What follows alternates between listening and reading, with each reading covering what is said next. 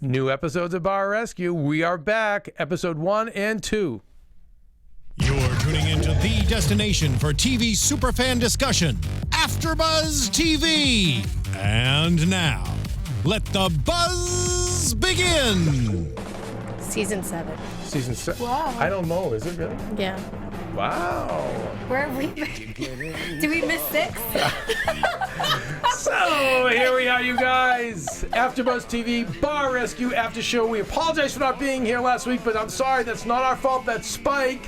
Why are you not promoting new episodes of Bar Rescue? Hello, guys. It's only your #1 show. I am Keven Undergaro here with Dorinda and Gabby. Yeah, Gabby, you gonna say something? The silent cheer. Okay. What's nice. up, guys? So, Dorinda, thank God that you're here. I'm so happy to have you in your 17 years of bartending experience to guide us. And, you know, Taffer's a big fan of yours, too. I know, so I love that man. He likes you, too. Gab, you got the Taffer seal of approval. I got the Taffer seal of approval. I'm in the group now. Yeah, you are. You're in. That's important. It is. So anyway, so we're back with these 2 episodes, and I'm even asking what season this is. And you guys made you got season 7, but I don't think it's season 7, Dorinda. I know it says that, but yeah, it says season 7. I'll tell you what they do. What they do on the show is they've had the longest season. Like I told John, I go, John, honestly, just telling you TV. You know bar, I know TV. But in TV, a season today is 12 to 13 episodes, or if it's network, maybe 22. There's no such thing as 30, 40. That was like that, but that's what Spike does. And there's reasons why, and I don't want to get into why. But anyway,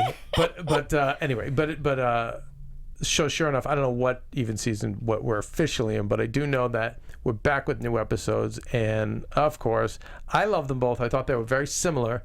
Gab, let's start out with the first one. What was it? It was Bistro? for City Bistro in St. Louis, Right. Missouri. Tiffany Hutchinson was the owner. She's 2 kids at home that she was supporting, but going through the hardships of owning a bar and doing it all on her own, she was struggling, got into some debt problems, and her bar was just a wreck and a half. It was bad. They had 5 bartenders, all interesting names. We have Tammy, Angie, JJ, Lauren, and then Candle. But I don't know if you guys saw that intro. They were doing like twerking on the wall and boobs were out. Who was the one that really kept pulling it out and ended up getting fired? Tammy, yeah. Tammy. She was the one that couldn't hold it down long enough. You know what? It's funny. Do around. you ever notice, you guys, how drunks just get this sourpuss that stays permanent on their face? Like she had that. It reminded me of the girl at O-Face. Remember the evil girl at O-Face, the manager? Yeah, she was awful. But she had that permanent scowl from alcohol, just like miserable. Remember, it's a depressant, So this girl had that scowl. I mean, I don't know how nice her breasts were because they pixelated them out. But she sure kept showing them. But that's how I felt about the other episode that we're recapping today, with the daughter. Was it Diva or Diva? And the one with the short hair. Stasia. Diva had the long hair. Stasia had Exasia. Yes. Right? Well, I'm just saying spelling, but let's stay with the first Stasia episode. had that face too, so it reminded me of that. Yes, you are correct. Very similar episodes, though, Kevin. Very similar.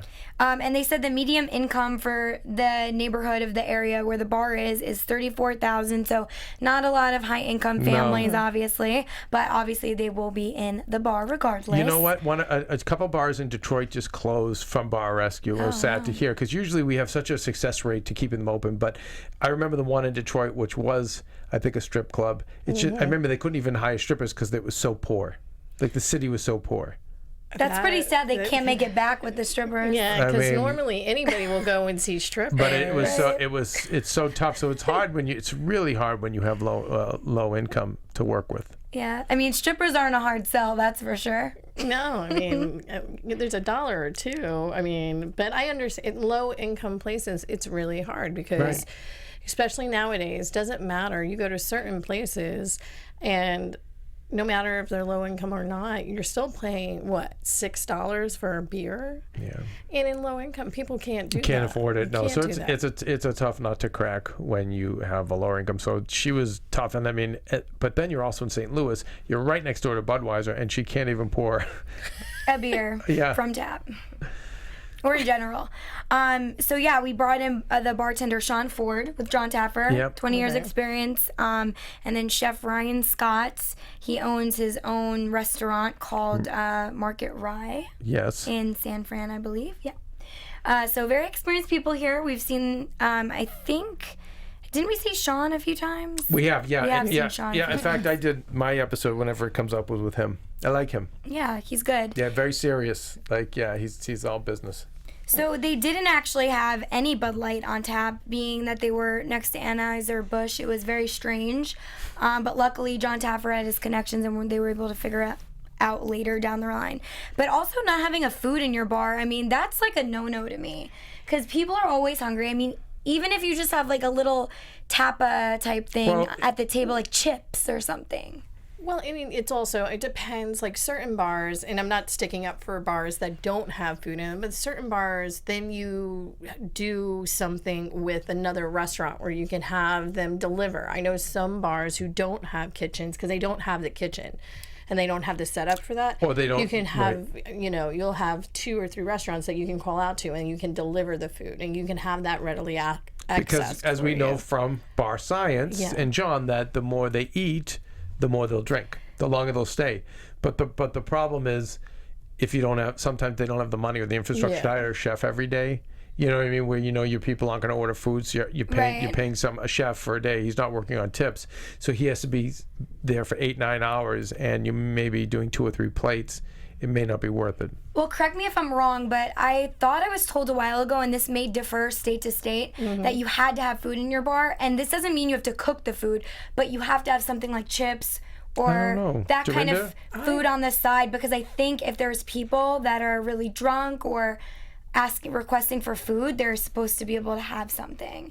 That's what I was told a while ago. Well, maybe they're allowed to bring something in if there's no food, you know what I mean, on the menu. Maybe Possibly, they're allowed. But I could have sworn that this was a thing. Maybe it was just in New York at the time, because I think I heard this in New York. Right, it could be. That's a first for me, but it's great. I mean, they should have something. I think you're probably. I definitely. I think if I had to guess, it's that you're allowed to bring in food, where you can't bring food into a restaurant, but you're allowed to bring in food to a bar that doesn't have food because it is a drug you're administering. Yeah. Right. You know what I mean? And so, that makes sense. Certain liabilities, I would think, with that. So I just love when the girl got fired. She's like, I was the only one. The other girls weren't even working. And then they do the cutaway and they see her talking to the people on the side. Just awesome. There was a lot that went down, aside from Tammy acting crazy. There was another bartender that asked to make out with the repost buy that was in there. Yes. Yeah, and she just asked her. She was crawling on the bar, all sexy and everything. And then she was like, can I make out with you, honey? I don't know what, like, I know. It was crazy. Yeah. And it was the girl that was hired by John Taffer to kind of check out this place. She was mortified. Yeah. Mortified. Yeah. Never returning. Yeah, so there was a lot of craziness going on. And not only was there, no food and no Bud Light on tap, but they also were violating nudity laws because of this, according to John Taffer. And people were drinking behind the bar. So their bartenders. They were all drinking. Were getting, S-faced. Yes. Yeah. Yes. Yeah. I don't know if I'm allowed to cry. And that's never a good sign. Plus, Dorinda, my thing I hate too, and I know this is like people are 50-50 on this. I immediately turned off when I see it's a bar people can smoke at. I think you've already lost the game. Oh yeah, no. You can't. It's hard to have not a in nice America. bar. Yeah, maybe Europe, but not here. No, not here. It's interesting now, and it's so funny because I did bartend when you could smoke in bars. I'm not giving away my age, but the thing is, now if I walk into a place, because it's been 11 or 12 years that you can't do it. But I think Mississippi, I remember walking into Mississippi and you can still smoke in a bar. And I'm like, what? Somebody is smoking. Like, I was so angry. And then I realized, no, their laws is you can smoke in Mississippi. Ugh.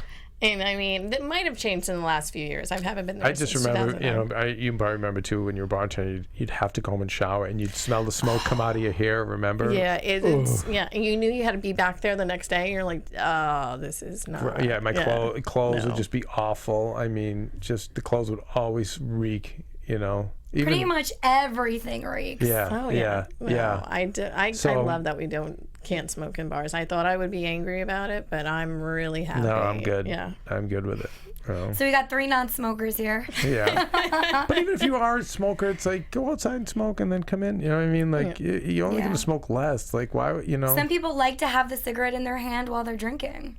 Yeah, I mean, they do. And I mean, I have nothing against smokers. Listen, I own a tobacco farm. My family owns a tobacco farm, not me personally, but so I can't really say much about it. Right. Since I am the supplier. Right. But I prefer not to be around someone. I mean, just in a bar. I'm just saying, it's like, because I know John's going to do all this beautiful work to this bar, make it beautiful, but it's like, you know, it's just going to get trashed from smoke. And that's the other thing, too. It's going to get trashed quicker than what? Yeah. So when they fired Tammy, they fired her because John recommended it to Tiffany Hutchinson, and she said, you know, she was the most disorderly pretty much. Do you guys think that it was necessary to fire her, or do you think she would have cleaned up her act? You needed a landmark firing, like he said. That's another Chaffer tip. To set an example. Yes, sometimes you need a landmark firing, and it's just everyone goes, oh my God, you know? Do you think that's what happened? Yes. Oh yeah. And I also think when they were addressed, didn't they start crying because they felt bad for the lady, or am I confusing the episodes? Yeah. So once John went in, all of the employees started crying because of the story about, you know, her daughters. They gave away. No, they gave away, right? All that booze.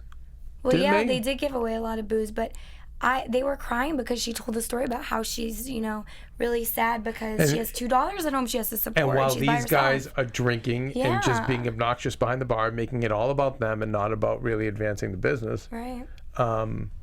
Yeah, I thought that was like great. They're a contribution to her sorrow pretty much, and they all felt it. So the girls actually, it was a nice moment, I thought. They were very apologetic. They went up to Tiffany and apologized and hugged her. Yeah. It was a really nice moment. It was kind of like the turning point. Okay, we know this is going to be a good one.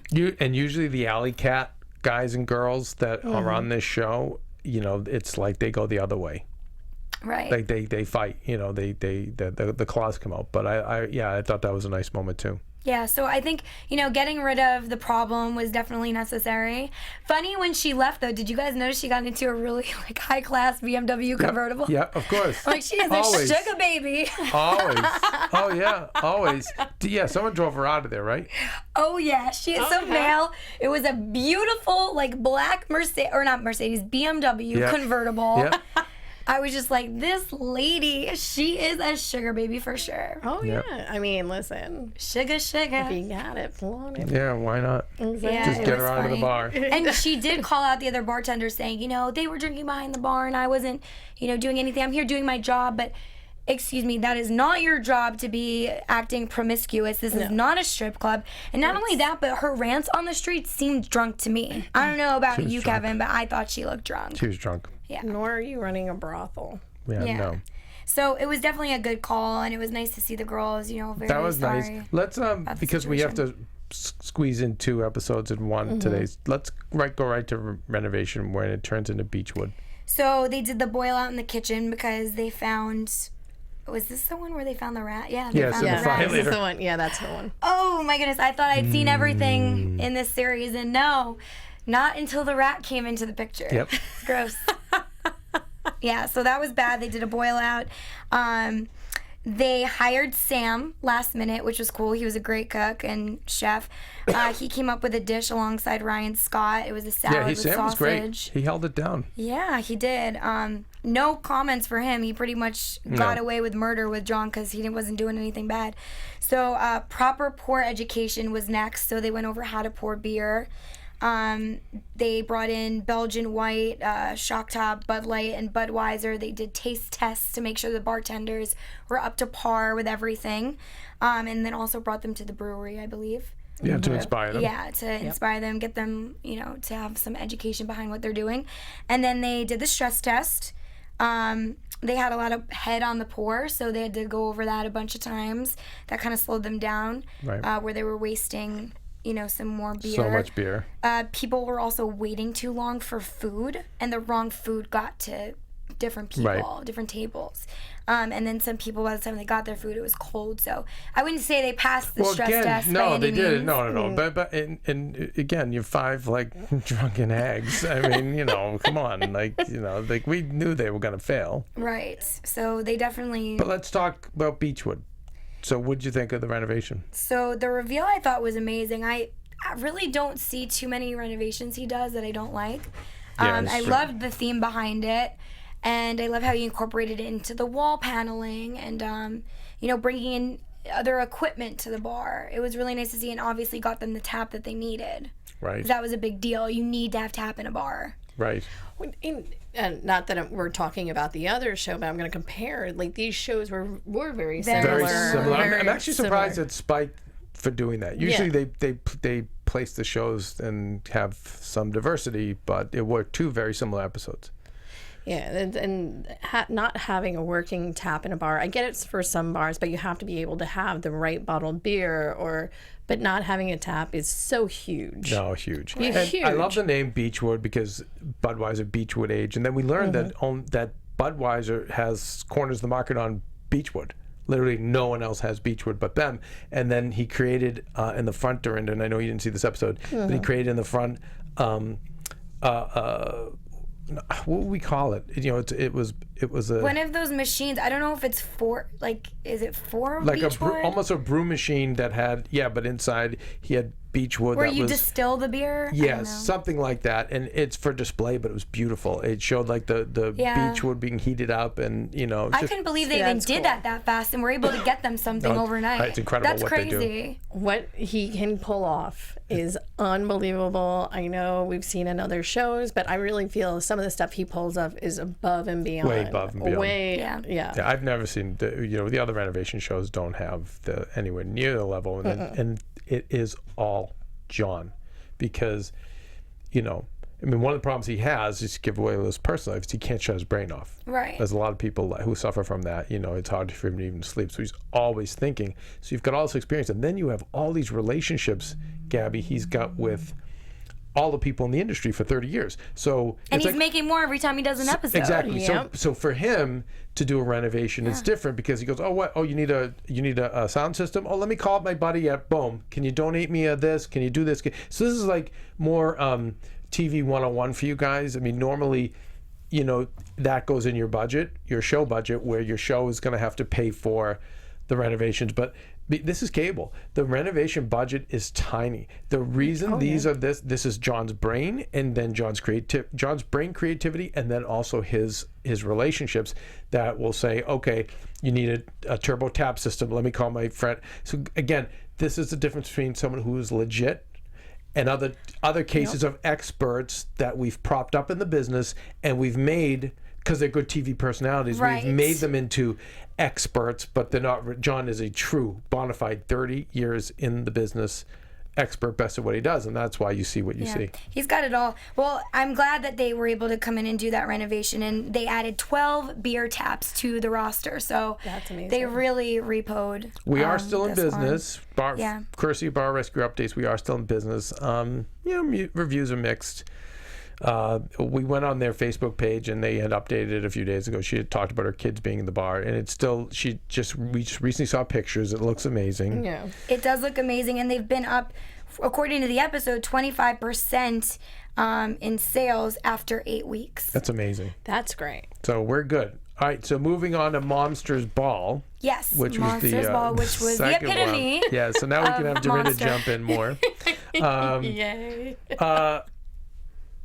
She's in debt. Crazy. She's in debt about $250,000, right? $190,000, losing $4,000 a month. Okay. She took a I'm sorry, I have $250K that here. lien on her That's- home. yes. She took a. that's- Jesus Christ. There's a lot That's of why money I see involved 250 here. here. And isn't there another baseline? Oh, this was my favorite. I don't think this has ever happened before in Bar Rescue. There was a baseline pub, and then there's baseline sports bar, which the bar we were doing this time, Bar Rescue, like I was doing it. But anyway, and they show up at the pub, at the wrong bar address. But I'm only a few blocks away. Yeah, it's so close to each other. I Oh, wait, busted out. you guys are the laughing. pub, and we're the sports bar. I bet you And I'm gonna be the grill. I bet I'm you gonna do random baseline grill. consumers, Kevin, do this all the time and are trying to meet their friends and wind up at the wrong bar. Probably. Oh, yeah. Now, by the way, can I tell you sometimes where that actually works? Here. No. I'm just saying sometimes in business, when you copy a hugely successful brand, Oh, they think you're the same. you can skim over, right? You can get them. There's a technique to it, which they're not applying. It's just this was just thoughtlessness. They're And not that smart. but anyway, I want to know who's the better bar here. We didn't go into the other I one. don't really think you had a guess when you saw that place. Yeah. No. So we've got AJ, and then we have daughter Diva and Exacia. What's her name? Stacia. Stacia. Stacia. Pronounce X. X-A-T-I-A. Yeah. Stacia. Does that Stacia. guys? Is that really how I an mean, X listen, goes? I know what it's like to have a name that people have a problem Dorinda. with. D-O-R-I-N-D-A. Barker. Dorinda. It's like crazy though that people have a problem, and I'm like, wow, for me to even say, how would they like, pronounce Dorinda? Yeah. I've heard it all, but with Stacia, I didn't. Oh no. All right. Like, and Listen. it's not. I'm not ranking on her name, and it's awesome. But I have a weird name too. By the way, I like my a own name with an stuff. X. I'm into Yeah, that. I like that. It's just yeah. I like the way the name looked. I'm confused by the spelling. But Yeah, listen, we we're got gonna way go off bigger on it. problems Yeah, than that. then no. Okay. I mean, who's to say she really knows how to spell? But moving on. We've got when we do we're in Tempe, Arizona. When we do the recon, we learn that $42,000 a year is the median income, so it's a little higher. A little higher. Big German population, so John throws it out there. So you know it's a tease that we're going to do something German inspired. And 22,000 cars drive by this location every day because it's a thoroughfare, I guess. Right, which is huge.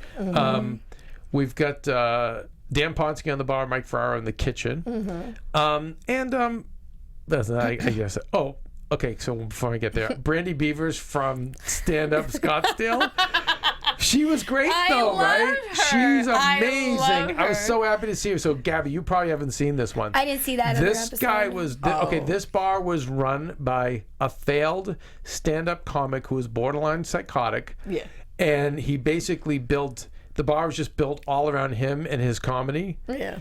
And him and John went at it, and he actually, I think, physically threatened John online. I mean, just a crazy guy. And John's actually had him on the after show, and still. Yeah, let me just say that adamant. 3Ball or iWorks had him on, or Spike had him on the after show. Yeah. It's funny with John, he's so passionate about this stuff that when I start like enjoying and laughing about some of these people, he doesn't say this. He's so serious and he's such passion about making these renovations that he is not amused. It took Pirate Lady, okay, so for whatever 20 something minutes in, I don't know if I was mentioning pirates, but it took her years to finally win John back over, where he's finally like, okay, but so anyway, no, the probably wasn't his thing. And in fact, I'll just give you a little more insight. I didn't like seeing it because the guy got way too close to John on Back to Bar. And I know from Maria doing all the real world reunions and the challenges, we had security, and they knew when here comes the segment with like whatever Frank, and we knew he was gonna be crazy and violent. They knew, and so creeping up on staff quietly, you'd see like 6 goons in their suits, like, go ahead Frank, go make a move and we'll see what happens. And this guy got way too close to John. And I literally texted John, I go, John, I'm like, you have to have me there next time. You have to. Because it was Maria, like, I'm the last line of defense. Like, someone has to do something, but he was like, no, Kevin, I know we have to talk to them about security. And it's inexperienced. They've never probably produced anything like that.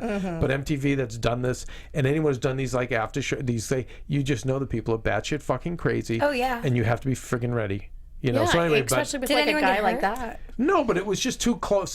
John's a 60-year-old guy. You know what? And I see this punk, like, and Gabby, like, this is where they can make a name for themselves. Yeah. And if they don't have, and by the way, like, they'll be like, sue me because they're not worth anything. John's not going to sue the guy. And big deal, like, they'll go do But like. the network can. And for what? If he has nothing, he's nothing. Good luck with that. But for being violent, I don't know, and Okay, so injuring. there could be a criminal thing, but what's after the fact? Is this Jail. Yeah, but then he that's doesn't after. care. But This again, guy it's after the doesn't care. fact. If the guy's That's nuts, which he crazy. was, Now I want to see this episode. It's a You're great- yeah. really good, doing a good job at explaining it's great. it. But Brandy was a 180 degree on the other way as a bartender. Yes. And she was Huge sweet. spirit, Yeah. positive, and you know what? John like basically was like, you're an amazing bartender. You have a great spirit. Get the fuck out of here. And she did.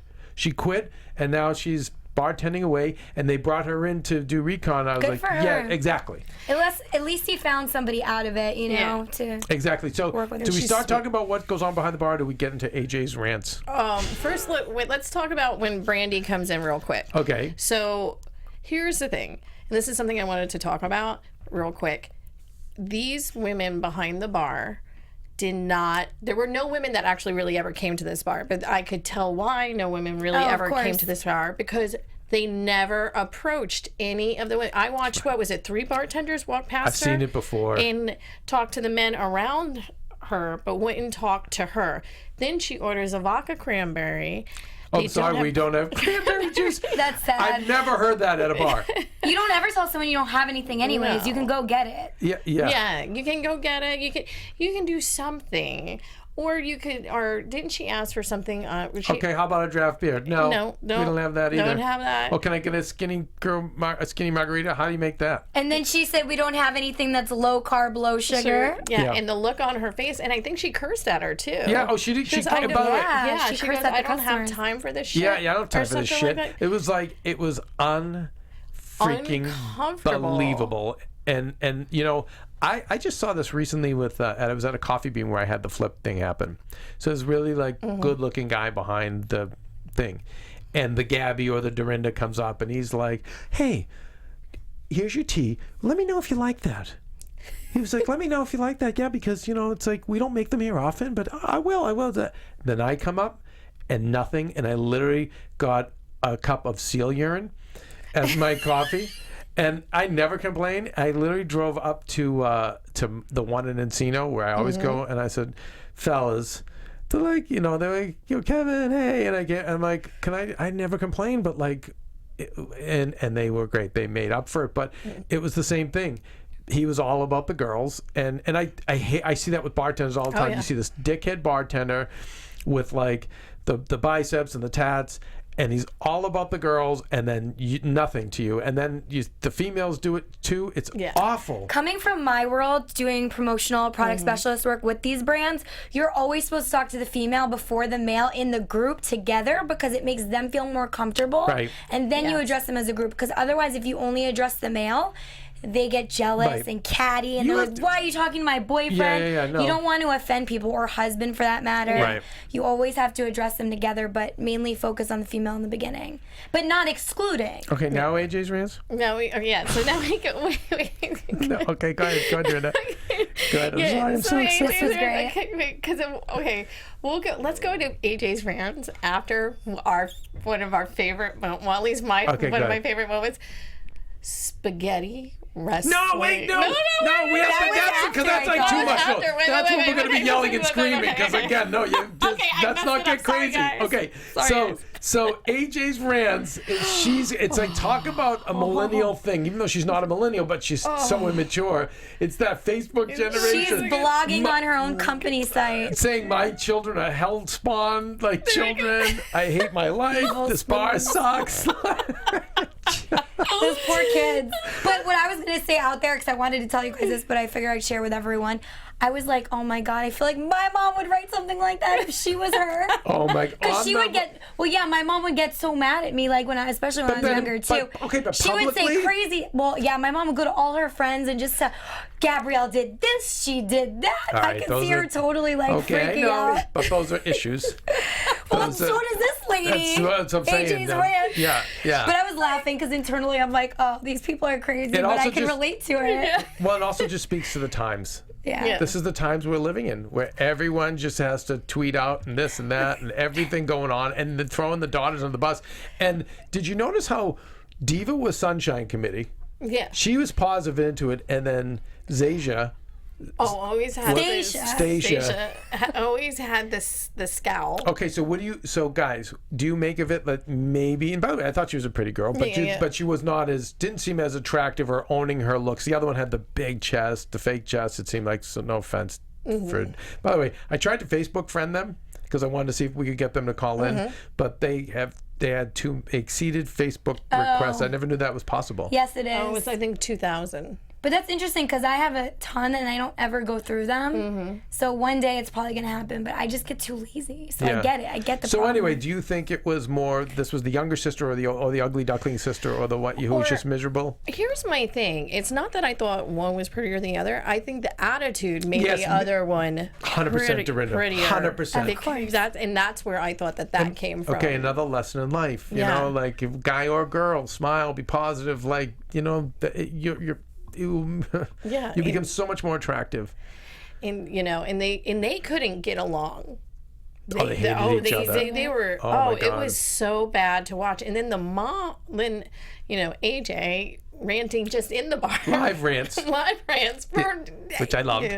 Listen, if they weren't losing so much money and everything like that, I could read her rants all day long. Yeah, they're amazing. They were great. I actually want to make the movement to bring them back. So John throws us a curve and he orders the food to go. Yes. So all the food comes out. It's very greasy. Very greasy. Bad. Bad. That macaroni looked like the TGI Fridays out of the box. Oh. Delicioso. And by the way, this is why I love John too. It's like, even the restaurant. Now, I think if you were any other talent, you would just say, "What is a restaurant?" He said, "It's actually not a bad premise. No, it's just the execution is terrible." You know, so the baseline babes or whatever. Now, out comes the inflatable pool. Kiddie pool. This, you guys, is up there. Talk about a classic bar rescue moment, always to be remembered. The only thing homemade was that spaghetti. Yes. Yeah, and she was like, "Nice and cold. It's great. It's perfect." Yes. And they were killing each other, the poor girls. One girl was It bleeding. was UFC fighting in a kiddie pool. And the one girl was taking it very seriously. She's getting all rough. I was like, round 2. Round 2. There's a second round 2. So what I loved about this was John Taffer actually said that spaghetti wrestling was the worst production of a promotion I've ever seen. And to me, that is hysterical. Because all I could think about is like what I do. You know what I mean? When I'm out in the field doing these promotions at bars, and I'm just like, whoa. Because they were trying to say, like, it's to promote the bar to get more people in. But they're like, it's not working. It's not working. I'm not going to lie. I would go at least once. Yes, of course. Just like turtle racing at the place in it's better. It's better. No, it's better than turtle racing because you would do it. It's the same reason we'd go to Pirates. Exactly. Once. I think John Taffer is going to kill both of you guys for saying this right now. No, once. You'd go once just because, he laughs at me. John will always say, I'm like, John, why is it that I like those people? He's going, because you're insane. I'm like, I can't help it. But I think listen, I think it's got to make the top. It may make the top 10 of bar rescue moments. Yeah. To have like a spaghetti, a pasta fight. I've never heard of anything. And then the fact that they took it real. They took it real, and they didn't put any like sauce in it. It would have been even better if they would have put like sauce or something. Good idea. All right. And it was probably the length of this table. It wasn't even that big. No. One of those $10 kiddie pools. It was awesome. Definitely a great moment. Okay, so we see the kitchen has tons of fire hazards, and he said something very interesting. This is typical John because he's so observant. He said, "You have money for the beauty parlor, but you don't have money to put a spring on the door of your fridge." And you could see with her hair, there was a lot of money in that hair. You know? Yes. There was not a lot of money in that hair. It depends how you look at it. Well, I don't know how. Again, execution may not have been great, but I think she's hiring somebody to do that, Gabby. Yeah, she's definitely paying money for that. Oh my God, sure. You guys. Who here wants to wear the ribbon of failure? That was awesome too. That could be another moment. Yeah, he could here, you wear the ribbon of failure. Yeah. All the tickets that didn't get served. I'm going to give AJ credit. Took one amazing beating. Yeah, she took it, I'm saying. She didn't, normally they go so ballistic. She took the beating. No, she did, and I give her credit for that, and she learned from it. That was the other thing. When he's beating you up like that, it's not, it's not to like be abusive. It's to show you, because some people, if you're nice to them, you have to. You have to. You have to break. You're breaking 30 years of habits, Dorinda. Yeah. And you have almost down to just minutes to break it, right? Or maybe an hour, 2 hours, whatever. So you have to penetrate however you can. And he knows when to go hard and when to go soft. But I thought it was interesting that after he ripped them their ass and she got a ribbon of failure, like their post meeting, they high fived each other. Did you see? Good job, everybody. We brought it together. And this is the one thing, and I don't know if it hindered them with the tickets or not, but I think the girls got so focused in that $500, bringing the $500 in the hour. And once again, not knocking John or anything, but the girls got focused on that, and they did it, which was fantastic, and they were great bartenders. But by the way, Dorinda, though, no, here's why he needed to do it, because they were saying they were great bartenders, and I don't know how to make a skinny girl margarita. I don't care. I didn't see anything where Stacia was a good bartender. I didn't see that at all. At freaking all. But you know what? I think her attitude comes from her mom too, because there were moments in the show where she was rude to John, and she had an attitude where she was calling people dude and this and that. She just was, the way she spoke was not. Remember when we saw the house? It was very rock and roll. Did you see the theme of the house? Oh, and I think that is, so I don't want to get the owner AJ mad. But I feel like there was probably a divorce, and the guy left them some money, because the house was. Did you see? The house was nice. I loved. I was like, wow, their house is nice, and it was rock and roll, and that's her whole like spirit, and that's kind of cool, I guess. But you're right. But they got in this competition, and Diva won, crushed her, because you could see it as a rating. But they make it to 990. Which John's like, great, he did it. But I think he had to do that because they're the heart and soul of that bar. And if he couldn't break them, because they're the kids. You can't fire both kids. And by the way, I wouldn't want to fire Diva. No. They just needed to be, straightened out. Yeah, and it was great to watch, and I loved it. I did love that whole thing, because then you get to see how hard they could work and how hard they could actually, how on point they were with the drinks. And most of the time they were on point with the drinks, which showed that they could bartend. They could get there. So median age, we know in the area is 29, and we know it's a beer-centric universe, as John had said. So we know that, think German, think beer. I knew it was going to go in this direction. Heineken, interesting that usually John goes to Bud, but this one went with the Heineken, and then I like the Heineken cider. That was interesting. That looked really good. That looked amazing. That bratwurst salad looked awesome. Great. I messed up. That was in this episode. I think I mentioned so we become brick and barley, and now all of a sudden the brick and all that stuff that just looked, I didn't even remember it, all pops when this becomes brick and barley. And then John was saying, which I never knew this, the stuff in the window was a call to action. So you have draft beer, and there was some other signage too that I saw. Yes. So necessary. Very necessary. Even the pretzel thing wanted me, I wanted to be in there just because of the pretzel advertisement. Right? And I love the idea of a European beer hall kind of feeling. Yes. Like a beer garden. Yes, stone. Exactly. Right? And all the taps. And how great was that bladder system from Heineken, Dorinda? That keg that has a bladder inside, like a baby's bottle, and then gets deflated and is probably just disposable. But it was amazing. Right? I've actually never seen one of those. Me neither. And I was like, oh, that is ingenious. Ingenious, right? And then the star at the bottom of the Heineken glass, right? That helps the pour. Yeah, which is great. Did you know about that? I didn't even know about that. Wow. Yeah, I didn't even know about that. Then another just great. I love every episode we get bar science.